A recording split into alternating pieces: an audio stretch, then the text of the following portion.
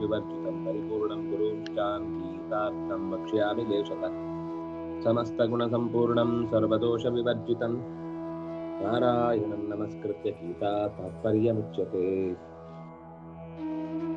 ಯದೃಚ್ಛಾಲಾಪಸಂತುಷ್ಟೋ ದ್ವಂದ್ವಾತೀತೋ ವಿಮತ್ಸರ ತಮಸ್ಸಿದ್ಧಾವಸಿದ್ಧೌ ಚ ಕೃತ್ವಾಪಿ ನ ನಿಬಧ್ಯತೆ. ಈ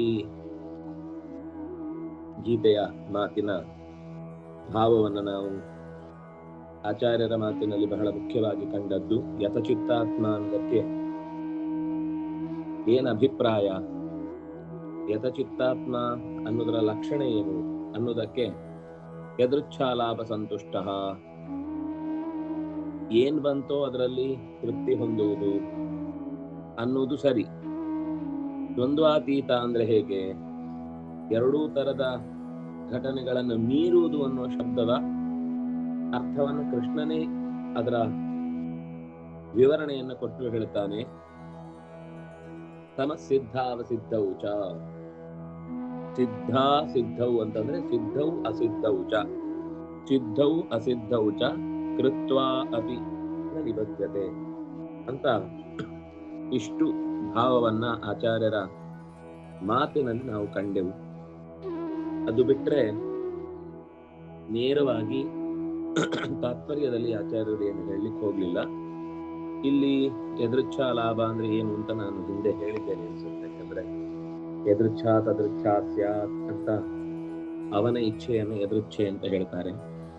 ಅನಾಯಾಸವಾಗಿ ಅನಿರೀಕ್ಷಿತವಾಗಿ ಲಭಿಸಿದ್ದು ಅಂತ ಲೋಕದ ಅರ್ಥ.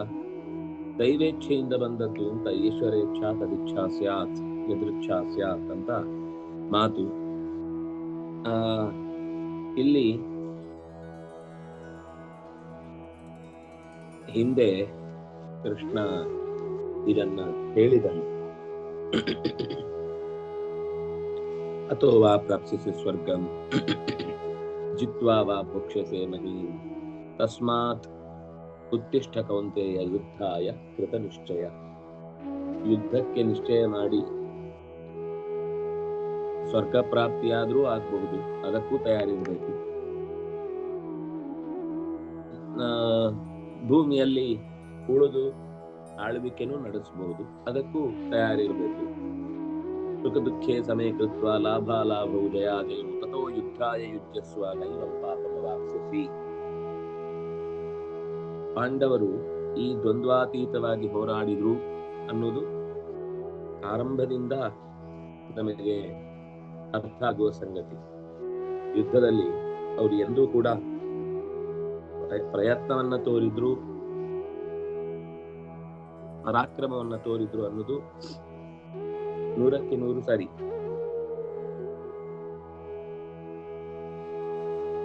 ಅದಿಲ್ಲದೆ ಇದ್ರೆ ಅವರು ಕೃಷ್ಣನ ಅನುಗ್ರಹಕ್ಕೆ ಪಾತ್ರರೇ ಆಗ್ತಿರ್ಲಿಲ್ಲ.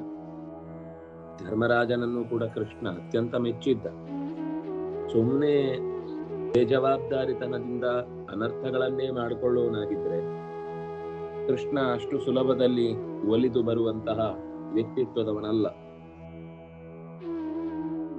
ಆದ್ರೂ ಮರ್ತು ಹೋಗುತ್ತೆ ಒಂದೊಂದು ಕ್ಷಣ.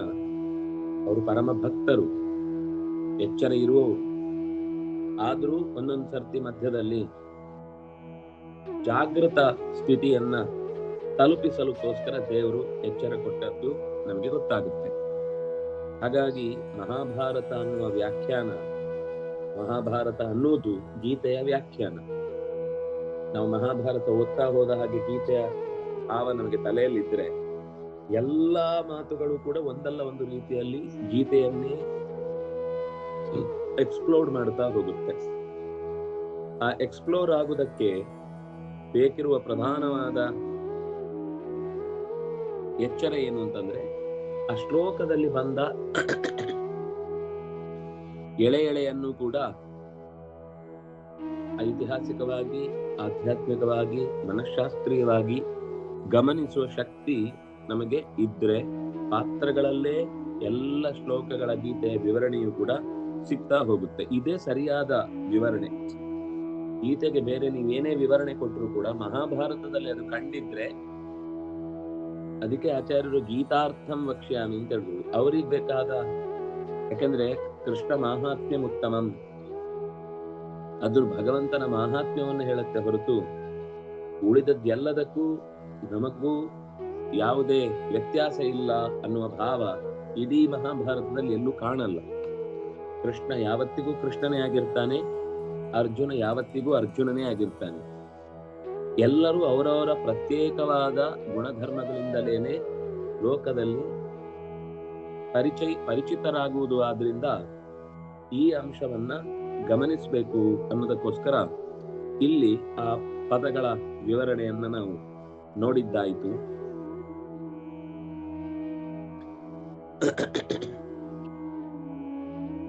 ವಿಮತ್ಸರಃ ಅಂತ ಮಾತು ಬಂತು. ಅನಿಷ್ಟ ಉಪನಿಪಾತ ಹೇತುಭೂತ ಸ್ವಕರ್ಮ ನಿರೂಪಣೇನ ಪರೇಶು ವಿಗತ ಮತ್ಸರಃ. ಅಭಿಪ್ರಾಯ ಏನು ಅಂದ್ರೆ, ಮತ್ಸರ ಶಬ್ದಕ್ಕೆ ಹೊಟ್ಟೆ ಉರಿ ಅಂತ ನಾವು ಹೇಳ್ತೇವೆ. ಹೊಟ್ಟೆ ಕಿಚ್ಚು, ಹೊಟ್ಟೆ ಉರಿ ಅಂತ.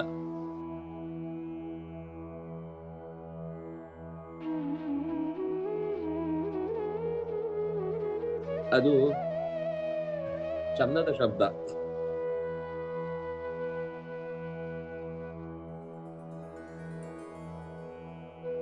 ತನ್ನ ಕಂಟ್ರೋಲ್ ಇಲ್ಲ ಅಂತ ಒಬ್ಬರ ಬಗ್ಗೆ ಇದು ಒಂದು ತರದಷ್ಟೇ. ಒಂದು ಅಂಶಕ್ಕೆ ಹೇಳುದಾದ್ರೆ, ಪಾಂಡವರು ನನ್ನ ನಿಯಂತ್ರಣಕ್ಕೆ ಬರಲಿಲ್ಲ ಅಂತ ದುರ್ಯೋಧನನಿಗೆ ಯಾವಾಗ್ಲೂ ಹೊಟ್ಟೆ ಕಿಚ್ಚಾಗ್ತಿತ್ತು. ಆದ್ರೆ ಪಾಂಡವರು ಯಾವತ್ತೂ ಕೂಡ ದುರ್ಯೋಧನನ ತಮ್ಮ ಕಂಟ್ರೋಲ್ಗೆ ತರಬೇಕು ಅಂತ ಪ್ರಯತ್ನಿಸಲಿಲ್ಲ. ಆದ್ರಿಂದಾಗಿ ದುರ್ಯೋಧನನ ಜೊತೆಗೆ ಕೂಡ್ಲೆ ಆ ಕ್ಷಣವೇ ಅವರು ಯುದ್ಧ ಮಾಡಬೇಕು ಅಂತ ಬಯಸಲಿಲ್ಲ. ಆದ್ರಿಂದಾಗಿ ಮತ್ಸರ ಮೂರ್ತಿ ಅಂತ ಅನ್ನೋದು ದುರ್ಯೋಧನನಿಗಿದ್ದ ಒಂದು ವಿಶೇಷವಾದ ವ್ಯಕ್ತಿತ್ವ. ಮತ್ಸರ ಮೂರ್ತಿ ಅಂತಂದ್ರೆ ಅವನು ನಖಶಿಖಾಂತ ಸಿಟ್ಟು ಬರ್ತಿತ್ತು ಅವನಿಗೆ. ನಮಗೆ ಏನೋ ಜೀವನದಲ್ಲಿ ತೊಂದರೆ ಆಯ್ತು, ಅದು ನಮ್ಮ ವಿರುದ್ಧ ಕತ್ತಿಮಸೆಯವರೇ ಮಾಡಿರ್ತಾರೆ ಅಂತ ನಾವು ಯಾರದ್ದೋ ಮೇಲೆ ಅಪವಾದ ಹೊರುತ್ತೀವಲ್ಲ, ಅದೇ ಮತ್ಸರ. ನಮ್ಗಾಗದವರೇ ನಮ್ಗೆ ಇಂಥ ಸಂಗತಿಗಳನ್ನು ಸಿಗದಂತೆ ಮಾಡಿದ್ದಾರೆ, ಇಂಥ ನಮ್ಮ ಇವತ್ತಿನ ದುರ್ದೆಸೆಗೆ ಕಾರಣ ಅವರೇ ಅಂತ ಹೀಗೆ ಅವರು ಮಾಡುವಂತಹ ಆಪಾದನೆ, ತನ್ನ ಲೋಪದೋಷಗಳನ್ನ ಮರೆಮಾಚುವುದಕ್ಕೋಸ್ಕರ ಇನ್ನೊಬ್ಬರಲ್ಲಿ ಆ ಪ್ರವೃತ್ತಿಯನ್ನ ತೋರಿಸುವ ಯಾರಿದ್ದಾನೋ ಅವನು ಮತ್ಸರಿ. ನನ್ನೆಲ್ಲ ಸಮಸ್ಯೆ ಕಾರಣ ಪಾಂಡವರು ಅಂತ ಅವನು ನಿರಂತರವಾಗಿ ದೂರ್ತಾ ಇದ್ದಾದ್ರಿಂದ ಅವನನ್ನ ಮತ್ಸರಿ ಅಂತ.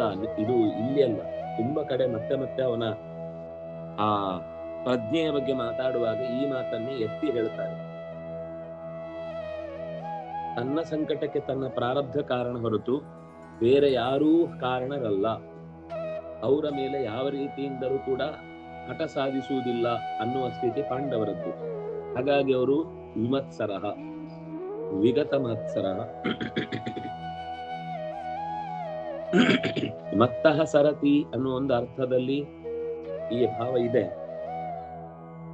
ಆದ್ರೆ ಅದಕ್ಕೆ ವಿವರಣೆ ಕೊಟ್ಟದ್ದು ಅನಿಷ್ಟ ಉಪನಿಪಾತ ಹೇತುಭೂತ ಸ್ವಕರ್ಮ ನಿರೂಪಣೆಯನ ಪರೇಶು ವಿಗತ ಮತ್ಸರ. ಪಾಂಡವರ ಗುಣ. ನಮ್ಗೇನಾದ್ರೂ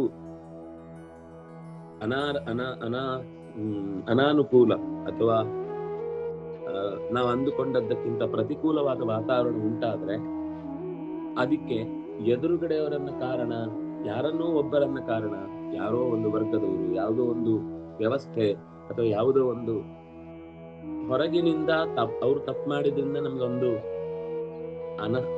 ಅನರ್ಥ ಅಂತ ಕಂಡಿರಬಹುದು. ಆದ್ರೆ ಅವರು ನೇರ ಕಾರಣ ಅಲ್ಲ. ಅದಕ್ಕೆ ನಮ್ಗೆ ಅಂತಹದ್ದೊಂದು ಫಲ ಅನುಭವಿಸ್ಲಿಕ್ಕಿತ್ತು ಅನ್ನೋದಕ್ಕೋಸ್ಕರ ಅದು ಅಂತ ಯಾರು, ಇದು ಹೊರಗಿನಿಂದ ಕೆಲವೊಂದ್ ಸರ್ತಿ ನಾವು ಆಕ್ಷೇಪ ಮಾಡ್ಲಿಕ್ಕೆ ಆಗಬಹುದು. ಆದ್ರೆ ಅಂತರಂಗದಲ್ಲಿ ನಮಗೆ ಅವರ ವಿರುದ್ಧ, ಈಗ ದುರ್ಯೋಧನನ ವಿರುದ್ಧ ಅವರು ಸೆಟೆದು ನಿಂತರು, ಆದ್ರೆ ಯಾವತ್ತೂ ಭಾವಿಸ್ಲಿಲ್ಲ ತಮ್ಮ ಕಾಡಿಗೆ ಹೋಗ್ಲಿಕ್ಕೆ ಮುಖ್ಯ ಕಾರಣ ದುರ್ಯೋಧನ ಅಂತ. ಅದಕ್ಕೆ ನಮ್ಮದೇ ಪ್ರಾರಬ್ಧ ಕಾರಣ ಅಂತ ಭಾವಿಸಿದ್ರು ಹೊರತು ಅವರನ್ನ ಪ್ರಧಾನ ಕಾರಣ ಅಂತ ಭಾವಿಸ್ಲಿಲ್ಲ. ಆದ್ರೆ ಅವ್ನು ಮಾಡಿದ ತಪ್ಪು ಅದಕ್ಕೆ ಆಮೇಲೆ ಬ್ಯಾಲೆನ್ಸ್ಡ್ ಆಗಿ ಅಮ್ಮ ನಿಯಂತ್ರಣಕ್ಕೆ ಅವನನ್ನ ತರಬೇಕು ಅನ್ನುವ ಯೋಚನೆ ಇಲ್ಲದೆ ಕರ್ತವ್ಯದ ದೃಷ್ಟಿಯಿಂದ ಅವನ ಜೊತೆಗೆ ಕ್ಷತ್ರಿಯರಾಗಿ ನಮ್ಮ ಧರ್ಮ ಪಾಲಿಸ್ಲಿಕ್ಕೆ ಭೂಮಿ ಬೇಕು ಅಂತ ಯುದ್ಧ ಮಾಡಿದ್ರು ಹೊರತು ನಮ್ಗೆ ಹೀಗ್ ಮಾಡಿದ್ನ ಅವನು ಅದನ್ನು ಅನುಭವಿಸ್ಬೇಕು, ನಮ್ಗೆ ಇಂಥ ಕಷ್ಟ ಕೊಟ್ನ ಅವನು ಆ ಕಷ್ಟವನ್ನು ಅನುಭವಿಸ್ಬೇಕು ಅಂತ ಪ್ರತೀಕಾರದ ಭಾವವನ್ನ ಎಂದೂ ತಾಳದೆ ಬದುಕಿದ್ರಿಂದಾಗಿ ಪಾಂಡವರು ವಿಮತ್ಸರರು ಅಂತ ಆ ಶಬ್ದದಿಂದ ನಮಗೆ ಗೊತ್ತಾಗುತ್ತೆ. ನಾವು ದ್ಯೂತದಲ್ಲಿ ಸೋತದ್ದು ಶಕುನಿಯಿಂದ, ಅಜ್ಞಾತವಾಸಕ್ಕೆ ಕಾರಣ ಇದೇ ಕೌರವರು. ಮಗನನ್ನ ನಿಯಂತ್ರಣದಲ್ಲಿ ಇಟ್ಟುಕೊಳ್ಳದೆ ನಮ್ಮ ಪರವಾದ ಆಲೋಚನೆ ಮಾಡದವನಾದ್ರಿಂದಾಗಿ ನಮ್ಗೆ ಇಷ್ಟು ಕಷ್ಟ ಆಯ್ತು ಅಂತ ಧೃತರಾಷ್ಟ್ರನನ್ನ ದೂರಿದ್ದಾಗಲಿ, ಇತ್ತು ಮಗನನ್ನ ಯಥಾರ್ಥ ತಿಳ್ಕೊಳ್ಬೇಕಾದ ಮಗನನ್ನ ಅವರು ಯಾವುದೇ ರೀತಿಯ ಕಂಟ್ರೋಲ್ ನಲ್ಲಿ ಇಟ್ಕೊಂಡಿಲ್ಲ ಅನ್ನೋ ಮಾತು ಅವರು ಆಡಿದ್ದಿದೆ. ಆದ್ರೆ ಅದು ನಮ್ಮ ಅಜ್ಞಾತಕ್ಕೆ ಕಾರಣವಾಯಿತು. ನಾರಾಯಣ ಅಂತ ಅವರು ಕೋಪಿಸಿಕೊಂಡವರಲ್ಲ, ಅದನ್ನೇ ತೋರಿಸಿದ್ದು ಸಮಸಿದ್ಧಾವ ಸಿದ್ಧೌಚ. ಜ್ಞಾನಿಗಳು ಅಮರರಾಗಿರ್ತಾರೆ. ಒಂದು ನಿಮಿಷ.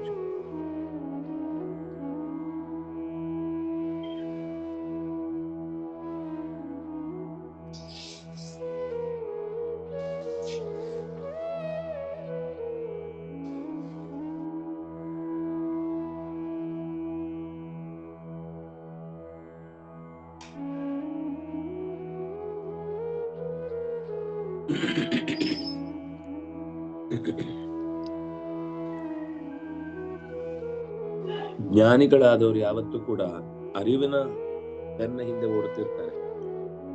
ತಪ್ಪು ಮಾಡಿದವರನ್ನ ಕೆಲವೊಮ್ಮೆ ಶಿಕ್ಷಿಸುವುದಕ್ಕೋಸ್ಕರ ಶಾಪಾದಿಗಳನ್ನು ಕೊಟ್ಟವರಿದ್ದಾರೆ. ಆದ್ರೆ ಅವರ ಶಾಪದಿಂದ ಅನರ್ಥ ಆಗ್ಲಿಲ್ಲ ಲೋಕಕ್ಕೆ. ನಾವು ಹೇಳುವುದುಂಟು, ದ್ವಂದ್ವಾತೀತರಾಗಿ ಸಿದ್ಧಿಗಳ ವಿಷಯದಲ್ಲಿ ಸೋತಿದಾರಲ್ವ ಋಷಿಗಳು ಅಂತ. ಆದ್ರೆ ಅವರು ತಮ್ಗೆ ತೊಂದರೆ ಆಯ್ತು ಅಂತ ಶಾಪ ಕೊಟ್ಟದ್ದಲ್ಲ. ಅವನ ವ್ಯವಸ್ಥೆಯಲ್ಲಿ ಪ್ರಪಂಚದ ಘಟನೆಗಳು ನಡೆಯುವ ವಿಷಯದಲ್ಲಿ ಆತನೊಬ್ಬ ನೆಪವಾಗಿ ಕಾರಣವಾಗಿ ನಿಂತಿದ್ದಾನೆ ಅಂತ ಭಾವಿಸಿ ಆ ಶಾಪವನ್ನ ಕೊಡ್ತಾರೆ. ಆದ್ರಿಂದಾಗಿ ಅವರು ಸಮಸಿದ್ಧರೇ. ಸಮಸಿದ್ಧಾವ ಸಿದ್ಧೌಚ ಅನ್ನುವುದು ಋಷಿಗಳಲ್ಲೂ ಕಾಣುವಂತದ್ದೇ.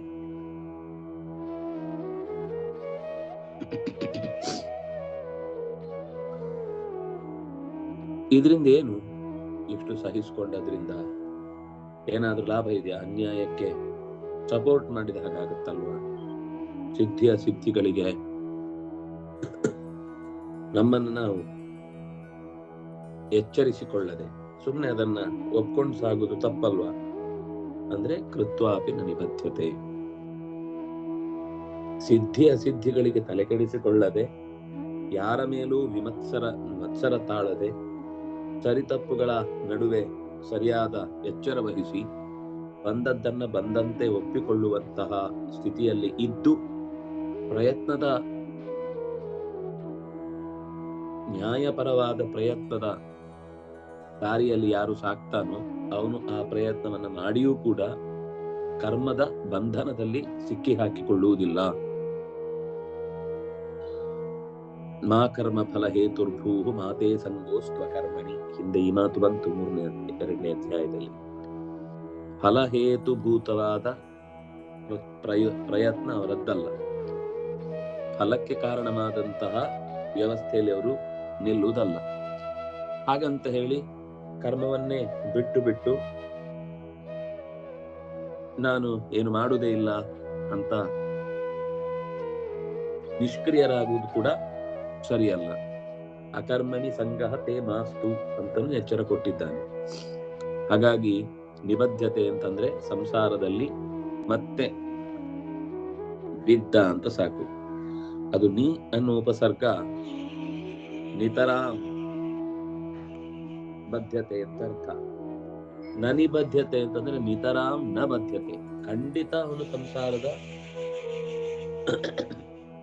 ಬಳಲಿಕೆಗೆ ಆತ ಕಾರಣನಾಗುವುದಿಲ್ಲ ಅನ್ನೋದು ಆ ಭಾವದ ಅರ್ಥ. ಹಾಗಾಗಿ ದೈವೇಚ್ಛೆಯಿಂದ ಏನು ಸಿಕ್ಕಿತೋ ಅಷ್ಟರಲ್ಲಿ ಪೂರ್ಣ ಸಂತೋಷವನ್ನ ಹೊಂದಿ ತೃಪ್ತಿಯನ್ನ ಪಡೆದು ಸುಖ ದುಃಖಗಳನ್ನು, ಲಾಭ ನಷ್ಟಗಳನ್ನು, ಜಯ ಅಪಜಯಗಳನ್ನು ಹೊಟ್ಟೆ ಕಿಚ್ಚಿಲ್ಲದೆ ಸಿಕ್ಕಿದಾಗ ಸಂತೋಷಪಟ್ಟು ಸಿಗದೇ ಇದ್ದಾಗಲೂ ವ್ಯಥೆಗೊಳ್ಳದೆ ನಿರ್ವಿಕಾರನಾಗಿರುವಂತಹ ತತ್ವಜ್ಞಾನಿಯು ಕರ್ಮಗಳ ಆಚರಣೆಯಲ್ಲಿ ತೊಡಗಿಯೂ ಕೂಡ ಅಂಟಿಸಿಕೊಳ್ಳದೆ ಪಾರಾಗ್ತಾನೆ ಅನ್ನೋದು ಒಟ್ಟು ಭಾವಾರ್ಥ. ಗತಸಂಗಸ್ಯ ಮುಕ್ತಸ್ಯ ಜ್ಞಾನಾವಸ್ಥಿತ ಚೇತಸ ಯಜ್ಞಾಯಾಚರತಃ ಕರ್ಮ ಸಮಗ್ರಂ ಪ್ರವಿಲೀಯತೆ. ಗತಸಂಗಸ್ಯ, ಸಂಘ ಅಂದ್ರೆ ಫಲ, ಇಂಥ ಫಲಕ್ಕೋಸ್ಕರ ಕರ್ಮ ಮಾಡುವುದು ಅನ್ನುವ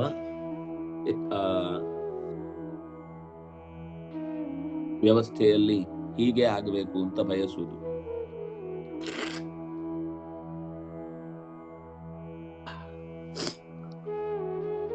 ಮುಕ್ತಸ್ಯ, ಅಭಿಮಾನ ಬಿಟ್ಟವನು, ಈ ನನ್ನದು ಅನ್ನುವ ಅಭಿಮಾನಕ್ಕೆ ತೊಡಗದವನು.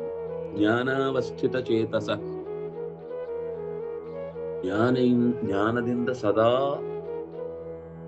ಎಚ್ಚರ ಸ್ಥಿತಿಯನ್ನು ಕಾಯ್ದುಕೊಂಡವನು.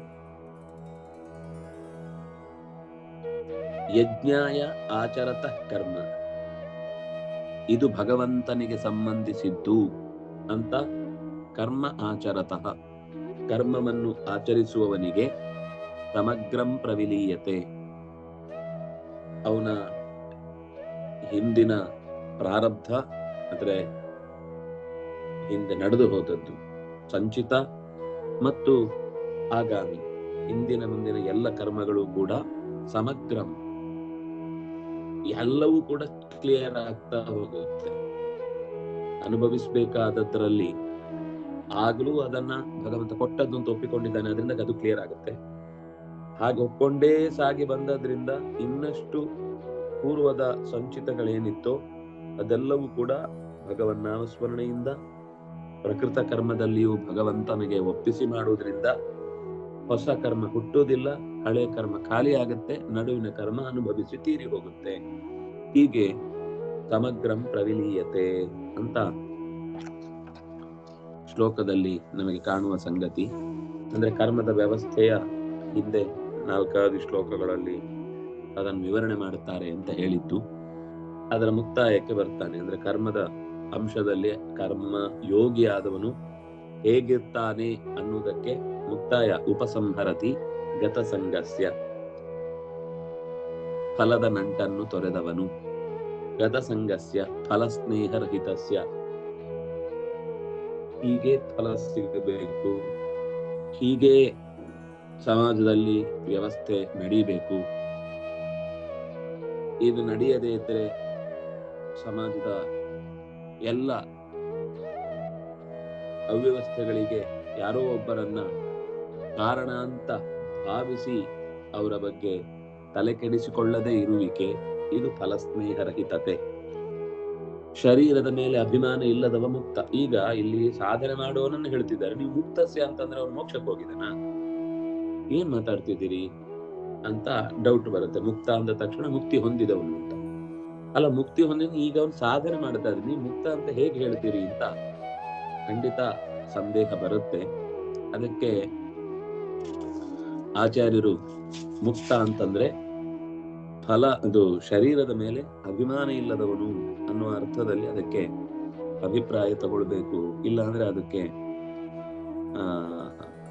ಅರ್ಥ ಬರುವುದಿಲ್ಲ.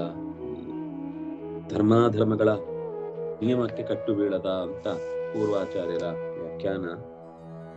ಆದ್ರೆ ಕಟ್ಟು ಬೀಳದ್ದು ಅಂತ ಅನ್ನೋದು ಮತ್ತೆ ಸರಿ ಹೋಗುವುದು ಯಾವಾಗ ಅಂದ್ರೆ ಅವನಿಗೆ ಶರೀರದ ಮೇಲೆ ಅಭಿಮಾನ ಇಟ್ಟಿದ್ರೆ ಮಾತ್ರ. ಹಾಗಾಗಿ ಮುಕ್ತಸ್ಯ ಅಂತ ಅನ್ನೋದಕ್ಕೆ ಆಚಾರ್ಯರು ಹಿಂದಿನವರ ಅರ್ಥ ಹೇಳಿಲ್ಲ ಅಂದಾಗ ಮಾತ್ರ ಅವರು ಹೊಸ ಅರ್ಥ ಹೇಳ್ತಾರೆ. ಇಲ್ಲ ಅಂದ್ರೆ ಹಿಂದೆ ಹೇಳಿದ್ರಲ್ಲಿ ಏನಾದ್ರೂ ಅಥವಾ ಶ್ಲೋಕದಲ್ಲಿ ಬಂದ ಅಂಶಕ್ಕೆ ಸರಿಯಾದ ವಿವರಣೆ ಅಲ್ಲೇ ಇದೆ ಅಂದ್ರೆ ಮತ್ತೆ ಹೊಸ ಅರ್ಥ ಹೇಳಲಿಕ್ಕೆ ಹೋಗುದಿಲ್ಲ ಆಚಾರ್ಯರು.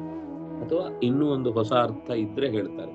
ಹಳೆಯ ಅರ್ಥವನ್ನ ಇದಕ್ಕೆ ವಿರುದ್ಧವಾಗಿದ್ರೆ ಅದನ್ನು ಬಿಡಬೇಕು ಅಂತ ಅರ್ಥ.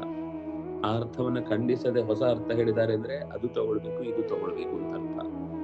ಹಾಗಾಗಿ ಮುಕ್ತ ಅನ್ನುವ ಶಬ್ದಕ್ಕೆ ಧರ್ಮಾತೀತವಾಗಿ ಮಾಡುವುದು ಅನ್ನೋದನ್ನ ಅಲ್ಲಗಳಿಲ್ಲ, ಆದ್ರೆ ಶರೀರಾದಿಗಳ ಅಭಿಮಾನ ಇಲ್ಲದೆ ಅದನ್ನ ಬಹಳ ಸಹಜವಾದ ಸ್ಥಿತಿ ಅನ್ನುವ ಹಾಗೆ ತೆಗೆದುಕೊಂಡವನನ್ನು ಮುಕ್ತ ಅಂತ ಕರೀತಾರೆ. ಜ್ಞಾನಾವಸ್ಥಿತ ಚೇತಸಃ ಇದಕ್ಕೂ ಹಾಗೆಯೇ ಆಚಾರ್ಯರು ಒತ್ತು ಕೊಡುವುದಕ್ಕೋಸ್ಕರ ಈ ಪರಮೇಶ್ವರ ಜ್ಞಾನಿನಃ, ಪರಮೇಶ್ವರನ ವಿಶೇಷವಾದ ಪ್ರೀತಿ ಉಳ್ಳವರು, ಅಂದ್ರೆ ತಿಳುವಳಿಕೆ ಉಳ್ಳವರು, ಪರಮೇಶ್ವರನ ಬಗ್ಗೆ ಜ್ಞಾನ ಇರುವವರು. ಯಾವ್ದ್ಯಾವುದೋ ಜ್ಞಾನ ಆದ್ರೆ ಉಪಯೋಗ ಇಲ್ಲ.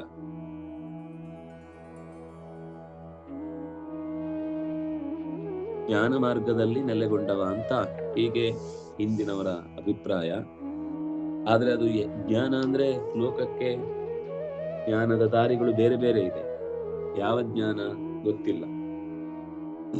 ಆದ್ರೆ ಅದು ಭಗವಜ್ಞಾನವಾಗಿರ್ಬೇಕು, ಪರಮೇಶ್ವರನ ತಿಳುವಳಿಕೆ ಇರಬೇಕು. ನೋಡಿ, ಅವರು ಪರಮೇಶ್ವರ ಅಂತ ಶಬ್ದ ಬಳಸ್ಲಿಕ್ಕೆ ಅವರಿಗೆ ಕಿರಿಕಿರಿ ಆಗ್ಲಿಲ್ಲ. ನಮ್ಗೆ ಪರಮೇಶ್ವರ ಪ್ರೇರಣೆಯ, ಪರಮೇಶ್ವರ ಪ್ರೀತ್ಯರ್ಥ ಅಂದ್ರೆ ಅಯ್ಯೋ ಬೇರೆ ಏನೋ ಅರ್ಥ ಹೇಳ್ತಾ ಇದೆ ಅಂತ ಅನ್ನಿಸ್ಬಹುದು. ಆಚಾರ್ಯರು ಪರಮೇಶ್ವರ ಅಂದ್ರು ಪರಮಾತ್ಮನೇ, ಪರಮ ಈಶ್ವರವನು. ಆದ್ರಿಂದಾಗಿ ಆ ತಪ್ಪು ಅಭಿಪ್ರಾಯಕ್ಕೆ ಅವಕಾಶ ಇಲ್ಲ.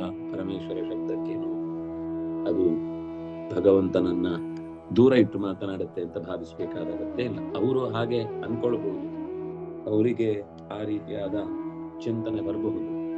ಆದ್ರೆ ಶಬ್ದದ ವ್ಯವಸ್ಥೆಯಲ್ಲಿ ಹೆಚ್ಚು ಜ್ಞಾನಾವಸ್ಥಿತಿ ಅಂತನ್ನೋದು ಕರ್ಮದ ವಿಷಯದಲ್ಲಿ ತಪ್ಪಿಸಿಕೊಳ್ಳಿಕ್ಕೆ ಕಾರಣವಾಗುವಂತಹ ಗುಣ ಯಾವುದು ಅಂದ್ರೆ ಅದಕ್ಕೆ ಯಜ್ಞಾಯಾಚರತ, ಯಜ್ಞರೂಪಿಯಾಗಿ ಭಗವಂತನನ್ನ ಗಮನಿಸುವುದು ಅಂತ. ಅಲ್ಲಿ ತಾತ್ಪರ್ಯ ಮುಕ್ತಸ್ಯ ಅನ್ನೋದಕ್ಕೊಂದು ಅರ್ಥ ಇಲ್ಲಿ ಹೇಳಿದ್ರು. ಮುಕ್ತಸ್ಯ ಅಂದ್ರೆ ಫಲಸ್ನೇಹ ಯಾವುದು, ಶರೀರದ ಅಭಿಮಾನ ಇಲ್ಲದವ ಅಂತ. ಅಲ್ಲಿ ಸ್ವಾತಂತ್ರ್ಯ ಅಭಿಮಾನವನ್ನ ತೊರೆದವ ಅಂತ. ನಾನು ಮಾಡ್ತೇನೆ, ಇಲ್ಲಿ ಶರೀರವೇ ನಾನು ಅಂತ ಭಾವಿಸದೇ ಇರುವುದು. ಅಲ್ಲಿ ತಾತ್ಪರ್ಯದಲ್ಲಿ ಕರ್ಮದಲ್ಲಿ ನನಗೆ ಹೋಳ್ಳಿದೆ ಅಂತ ಭಾವಿಸದೆ ಯಾರು ಬದುಕ್ತಾನೋ ಅವನು ಮುಕ್ತ. ಎಷ್ಟು ವಿಶಿಷ್ಟವಾದ ಎರಡು ಮುಖಗಳನ್ನ ನಾವಿಲ್ಲಿ ಕಾಣಬಹುದು. ಮುಕ್ತ ಅನ್ನುವ ಶಬ್ದ ಕೇಳುವಾಗ ಶರೀರ ಅಭಿಮಾನ ಇರುವುದು ಒಂದು, ಮುಕ್ತನಾಗದೇ ಇರುವುದಕ್ಕೆ ಕಾರಣ.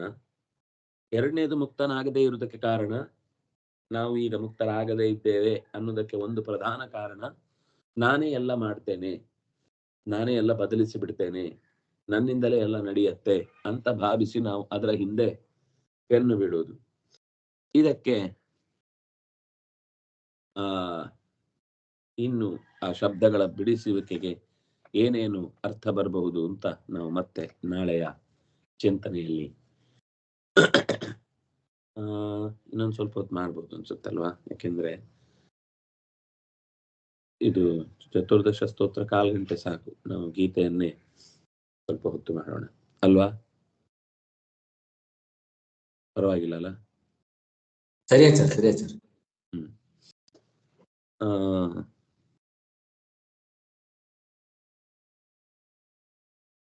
ಕರ್ಮದ ಬಗ್ಗೆ ಅತಿಯಾದ ನಂಟಿಲ್ಲದ, ಮನೆ ಮಠಗಳಲ್ಲಿ ನಾನು ನನ್ನದು ಅಂತ ಅದರ ಬಗ್ಗೆ ವಿಶೇಷವಾದ ಆಸಕ್ತಿಯನ್ನ ತೋರದ, ಅಥವಾ ಎರಡು ರೀತಿಯಲ್ಲಿ, ನಾನು ಈ ಕೆಲಸ ಮಾಡಿದಕ್ಕಿಂತ ಫಲ ಬೇಕು ಅಂತ ಬಯಸದ, ಈ ಕೆಲಸ ಮಾಡುವಾಗ ನಾನ್ ಮಾಡ್ತಾ ಇದ್ದೇನೆ ಅನ್ನುವ ಅಹಂಕಾರಕ್ಕೆ ಒಳಗಾಗದ ಜೀವನ್ಮುಕ್ತ ಸ್ಥಿತಿಯಲ್ಲಿರುವ ಅಂತ ಅರ್ಥ ಮುಕ್ತಸ್ಯ ಅಂದು.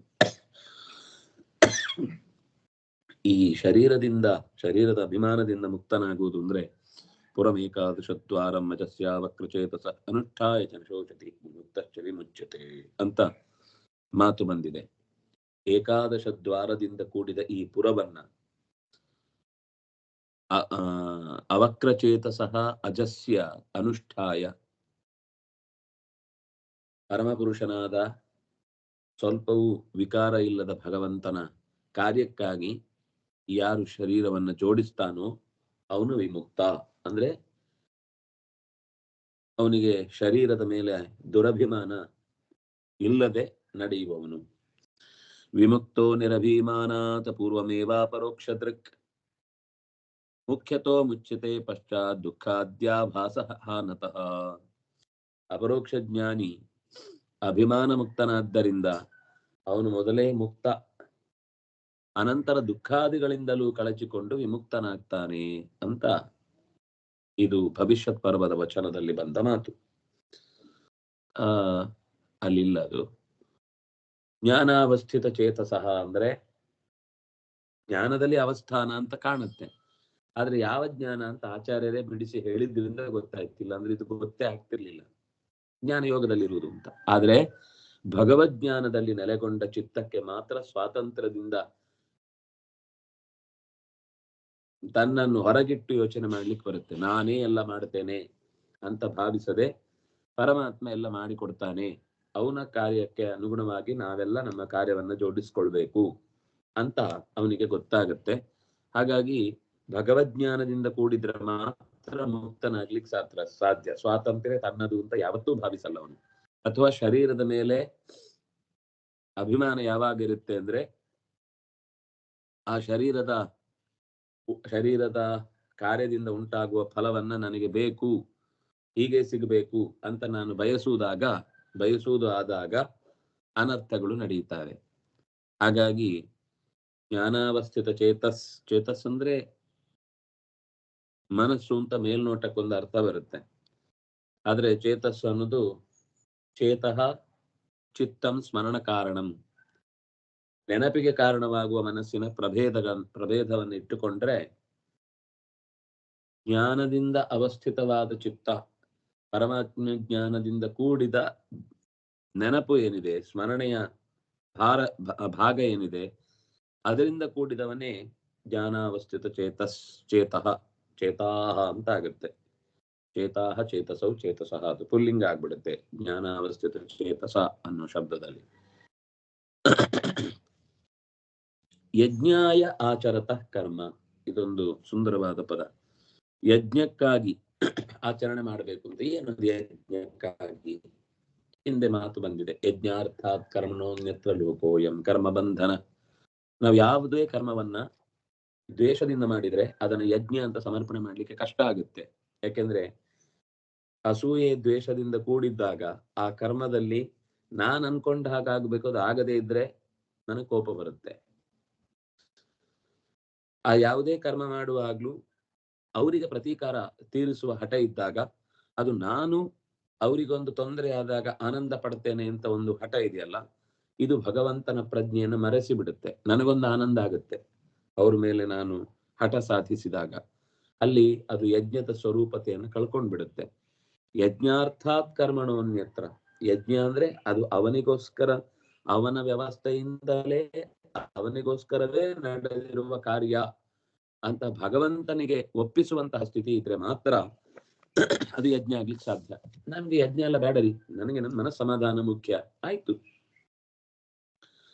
ನಮಗೆ ಅದೇ ಮುಖ್ಯ ಅಂತ ಆದಾಗ ಅವರೇನು ಮನುಷ್ಯನ ಮನಸ್ಸಿನ ಸಹಜ ಸ್ಥಿತಿ ಆದ್ರಿಂದ ಬಿಟ್ಟು ಕಳಿಸುವುದಿಲ್ಲ, ಆದ್ರೆ ಬಿಡುಗಡೆಯ ದಾರಿಯು ಗೋಚರಿಸುವುದಿಲ್ಲ. ಯಾಕೆ ನೀವು ಯಜ್ಞ ಅಂತ ಅಂದ್ರೆ ನಿಮ್ಗೆ ಬೇಕಾದ ಅರ್ಥ ಹೇಳ್ಬೇಡಿ, ದೇವರೇ ಪರವಾದ ಭಾವ ಅಂತ ನಾನು ಹೇಳಲಿಲ್ಲ ಅಂದ್ರು ಆಚಾರ್ಯರೇ. ಅದಕ್ಕೆ ಬೇರೆ ಸಂದರ್ಭದಲ್ಲಿ ಯಜ್ಞಾರ್ಥಾತ್ ಕರ್ಮಣೋನ್ಯತ್ರ ಅನ್ನುವಲ್ಲಿ ಯಜ್ಞ ಶಬ್ದಕ್ಕೆ ಯಜ್ಞೋ ವೈ ವಿಷ್ಣು ಅಂತ ಶಬ್ದ ಕೊಟ್ಟಿದ್ದಾರೆ. ಯಜ್ಞಾಯ ಆಚರತಃ ಕರ್ಮ ಅಂದ್ರೆ ಯಾವುದೇ ಕರ್ಮ ಮಾಡುವಾಗಲೂ ಅದನ್ನ ದೇವರಿಗೆ ಒಪ್ಪಿಸುವ ರೀತಿಯಲ್ಲಿ ಮಾಡುವುದು ಅಂತಂದಾಗ ನನ್ನ ವ್ಯಕ್ತಿಗತವಾದ ಯಾವುದೇ ಭಾವನೆಗಳನ್ನ, ಎಮೋಷನ್ಗಳನ್ನ ಅದರ ಜೊತೆಗೆ ಸೇರಿಸದೆ ನಂಗೆ ಕರ್ಮ ಮಾಡ್ಲಿಕ್ಕೆ ಬರುತ್ತೆ ಅಂದ್ರೆ ಅದು ಯಜ್ಞ ಆಗುತ್ತೆ, ಯಜ್ಞನಿಗಾಗಿ ಆಗುತ್ತೆ. ಅದಕ್ಕೆ ಯಜ್ಞಾಯ ಆ ಶಬ್ದ ಚತುರ್ಥಿ ವಿಭಕ್ತಿ ಬಹಳ ಚಂದ. ನನ್ನ ವ್ಯಕ್ತಿಗತವಾದ ಯಾವುದೇ ಎಮೋಷನ್ಗಳಿಗೂ ನಾನು ಅವಕಾಶ ಕೊಡದೆ, ದುರ್ಯೋಧನನ ದುಷ್ಟ ಪ್ರವೃತ್ತಿಯಿಂದಾಗಿ ನನಗೆ ಹೆಂಡತಿಗೆ ಅವಮಾನ ಆಗಿದೆ, ನನ್ನ ರಾಜ್ಯ ಕಸಿದು ಬಿಟ್ಟಿದ್ದಾನೆ, ನನಗೆ ಹಾನಿ ಮಾಡಿದ್ದಾನೆ, ಅವನನ್ನ ನಾನು ಉಳಿಸಬಾರ್ದು ಅಂತ ಈ ತರ ಭಾವನೆ ನನ್ನ ವ್ಯಕ್ತಿಗತವಾದ ವಿಷಯದಲ್ಲಿ ತೆಗೆದುಕೊಂಡ್ರೆ ಅದರ ಯಜ್ಞ ಸ್ವರೂಪ ಹಾಳಾಗ್ಬಿಡುತ್ತೆ. ನಾವು ಕಾಡಿಗೆ ಹೋದದ್ದು, ನಮಗೆ ಅಧಿಕಾರ ಸಿಗದೇ ಇದ್ದದ್ದು, ನಮ್ಮ ವ್ಯವಸ್ಥೆಯಲ್ಲಿ ಅವರು ಅಡ್ಡಗಾಲು ಹಾಕಿದ್ದು, ನಮ್ಮನ್ನು ಕೊಲ್ಲಿಕ್ಕೆ ಪ್ರಯತ್ನಿಸಿದ್ದು, ಇದು ಯಾವುದು ಅವರು ನೇರ ಸ್ವಾತಂತ್ರ್ಯ ಇದ್ದವರಲ್ಲ. ಕೌರವರು ಅವರಿಗೆ ಖಂಡಿತ ದುರ್ಬುದ್ಧಿಯಿಂದ ಅವರು ಮಾಡಿದ್ದಾರೆ. ಆ ದುರ್ಬುದ್ಧಿಯು ಕೂಡ ಅವರು ತೋರಿದ್ದು ಪರಮಾತ್ಮನೇ ಆ ದುರ್ಬುದ್ಧಿಯನ್ನೇ ಅಲ್ಲಿ ನಿಂತು ಪ್ರಚೋದಿಸಿದ್ದಾದ್ರಿಂದ ನನ್ನ ಕರ್ಮವನ್ನು ಕಳೆಯುವುದಕ್ಕಾಗ ಅದಾಗಿದೆ ಹೊರತು ನನ್ನ ಮೇಲೆ ಅವರಿಗೆ ನಿಯಂತ್ರಣ ಇಲ್ಲವೇ ಇಲ್ಲ. ಹಾಗಾಗಿ ನಾವು ಅವರ ಮೇಲೆ ನಿಯಂತ್ರಣ ಸಾಧಿಸುವುದಕ್ಕೆ ಪ್ರಯತ್ನ ಪಡುವುದರಲ್ಲಿ ಅರ್ಥ ಇಲ್ಲ. ಆದರೆ ಅವರು ಶಾಸ್ತ್ರದ ದೃಷ್ಟಿಯಿಂದ ತಪ್ಪು ನಡೆಸಿದ್ದಾರೆ. ಆ ತಪ್ಪಿಗೆ ಸರಿಯಾದ ಶಿಕ್ಷೆಯನ್ನ ಕೊಡುವ ದೃಷ್ಟಿಯಿಂದ ನಾವು ಈ ಯುದ್ಧದಲ್ಲಿ ತೊಡಗುತ್ತೇವೆ ಅಂತ ಯೋಚಿಸಿ ಯಜ್ಞ ಶಬ್ದೋಕ್ತನಾದಂತಹ ಭಗವಂತನಿಗೆ ಪ್ರೀತಿ ಆಗಲಿ, ಅದೇ ಯಜ್ಞಾಯ ಅಂತ ಅರ್ಥ. ಯಜ್ಞಾಯ ಅಂತಂದ್ರೆ ಯಜ್ಞನಾಮಕಾಯ ಭಗವತೆ ಪ್ರೀತ್ಯರ್ಥಂ, ಭಗವತ್ ಪ್ರೀತ್ಯರ್ಥಂ ನಾನು ಈ ಕರ್ಮವನ್ನು ಮಾಡುತ್ತೇನೆ.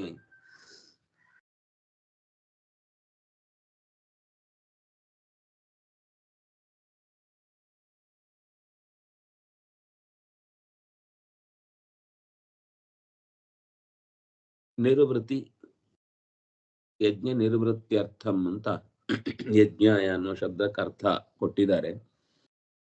ಕೊಟ್ರೆ ತೃಪ್ತಿಯಾಗಿ, ಭಗವಂತನ ತೃಪ್ತಿಗಾಗಿ, ಭಗವಂತನ ಪ್ರೀತಿಗಾಗಿ ಅಂತ ಆ ಅರ್ಥ. ಯಜ್ಞಾಯ ಭಗವತೆ ಕರ್ಮ ಕುರುವತಃ ಅಂತ ನರಹರಿ ತೀರ್ಥರು ಈ ಪದ್ಯಕ್ಕೆ ಸ್ಪಷ್ಟತೆಗೊಳಿಸಿದ್ದಾರೆ. ಇಲ್ಲಿ ನೇರ ನಾನು ಹೇಳಿದೆ, ಆಚಾರ್ಯರ ಮಾತು ಇಲ್ಲಿ ಎಲ್ಲೂ ಕಾಣಿಸ್ತಿಲ್ಲ. ಯಜ್ಞಾಯ ಅನ್ನೋದಕ್ಕೇನು ಅರ್ಥ ತಾತ್ಪರ್ಯದಲ್ಲಾಗಲಿ ಭಾಷ್ಯದಲ್ಲಾಗ್ಲಿ ಕಾಣ್ತಾ ಇಲ್ಲ. ಆದ್ರೆ ಆ ಅರ್ಥವನ್ನ ಬೇರೆ ಕಡೆ ಹೇಳಿದ್ದಾರೆ. ನರಹರಿ ತೀರ್ಥರು ಅದನ್ನ ಭಗವತೆ ಕರ್ಮ ಕುರುವತಃ ಅಂತ ನಿರೂಪಣೆ ಮಾಡಿದ್ದಾರೆ. ಸಮಗ್ರಂ ಪ್ರವಿಲೀಯತೆ, ಎಲ್ಲವೂ ಮುಕ್ತಾಯವಾಗುತ್ತೆ. ಪ್ರವಿಲೀಯತೆ ಎರಡು ಉಪಸರ್ಗಗಳಿವೆ. ಅದರಿಂದಾಗಿ